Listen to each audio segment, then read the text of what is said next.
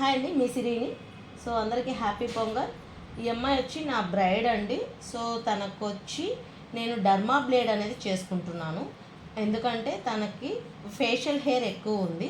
So bridal artist మాత్రమే అయితే razor పెట్టుకుంటారు. సో నేను కాస్మెటాలజీ కాబట్టి తనకి నేను స్కిన్ రీగ్రోత్ రాకుండా డర్మా బ్లేడ్ అనేది పెట్టుకుంటున్నాను.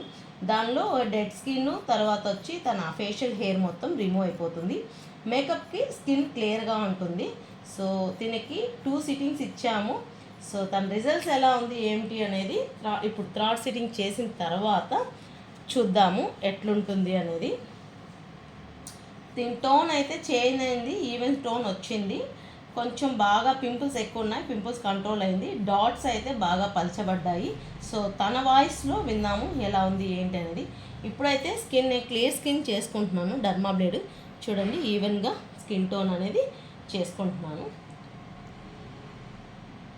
డెడ్ స్కిన్ అనేది ఆ డర్మా బ్లేడ్ చేయడంలో హెయిర్ అలాగే డెడ్ స్కిన్ రిమూవ్ అయిపోతుందండి. సో మన దగ్గర బ్రైడల్ ప్యాకేజ్ చాలా తక్కువలో ఉంది.